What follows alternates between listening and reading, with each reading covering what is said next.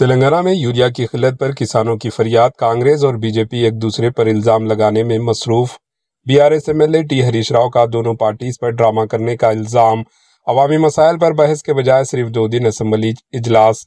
तेलंगाना में यूरिया की शदीद किल्लत के सबब किसान सख्त परेशानी में मुब्तला है, लेकिन अवामी मसाइल पर तवज्जो देने के बजाय पॉलिटिकल पार्टीज एक दूसरे का इल्जाम ठहरा रही है। कांग्रेस बीजेपी का नाम ले रही है और बीजेपी कांग्रेस पर उंगली उठा रही है। बीआरएस के साबिका वजीर व BRS MLA T Harish Rao ने सख्त तनकीद करते हुए कहा कि दोनों पार्टीज चोर दरवाजे का ड्रामा खेल रही है और किसानों को गुमराह कर रही है। इन्होंने कहा कि हमने असेंबली इजलास में खाद की किल्लत, देहातों में सफाई सुथराई के हालात और गुरुकुल स्कूल्स में बच्चों की सेहत हेल्थ के मसले पर बहस का मुतालिबा किया था। इसके अलावा फोर्थ सिटी में चीफ मिनिस्टर के फैमिली का किरदार, धान घोटाला, सरकारी एम्प्लॉइज के टीए और डीए और गोदावरी व बंकचरला जैसे कई अहम मौज़ूआत भी ऐवान में उठाए जाने चाहिए थे। बीआरएस एमएलए हरीश राव ने इल्जाम लगाया कि रियासती कांग्रेस हुकूमत अवामी मसाइल पर बात करने से पीछे हट रही है, इसलिए सिर्फ 2 दिन के लिए असेंबली चलाएगी और फिर इजलास खत्म करके राह फरार इख्तियार कर लिया गया।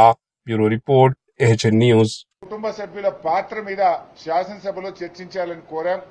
అదే విధంగా పౌర సరఫరాల శాఖలో ధాన్యం కుంభకోణము, బాధ్యులపై చర్యలు తీసుకోవడం అనే అంశం మీద చర్చ చేయాలని, అదే విధంగా ప్రభుత్వ ఉద్యోగుల టీఏలు, డీఏలు, సరెండర్ లీవ్లు, రిటైర్మెంట్ ఉద్యోగుల బెనిఫిట్స్ ఇవ్వకపోవడము, పీఆర్సీ ఇవ్వకపోవడము, 5 డీఏలు పెండింగ్ ఉన్న అంశాల మీద కూడా చర్చ చేయాలని చెప్పి కోరాం.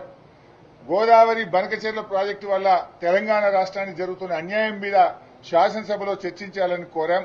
అదేవిధంగా మరి హైడ్రా కూల్చివేతలు, పేదలు పడుతున్న బాధలు, ప్రభుత్వ ఆసుపత్రుల్లో కనీస సౌకర్యాలు లేని విషయాలు తదితర అంశాల మీద బీఆర్ఎస్ పార్టీ ఈ శాసనసభ సమావేశాల్లో చర్చించాలని కోరాం. దురదృష్టం ఏంటంటే రాష్ట్ర ప్రభుత్వం 2 రోజులు అసెంబ్లీ జరుపుతామంటున్నారు. 2 రోజులు అంటే 2 రోజులు అంటే ఇవాళ రేపు ఖతం బర్కాస్. అంటే పారిపోతున్నది ప్రభుత్వం. ప్రజా సమస్యల మీద చర్చించకుండా శాసనసభ వాయిదా వేసుకొని పారిపోతున్నారు. వరదల మీద మాట్లాడదామంటే వరదలు ప్రాధాన్యత కాదు, బురద రాజకీయాలు మాట్లాడుకుందామంటున్నారు. ఎరువుల మీద, రైతుల మీద మాట్లాడదామంటే అది మెల్లగా మాట్లాడుకుందాం, తొందరేమున్నది అంటున్నారు. అందుకే ఎరువుల మీద, రైతుల కష్టాల మీద, వరదల మీద, ప్రజలు పడుతున్న బాధల మీద మాట్లాడడానికి ప్రభుత్వం ముందుకు రాకపోవడం వల్ల మేము బీఏసీ మీటింగ్ నుంచి వాకౌట్ చేసి బయటకు రావడం జరిగింది.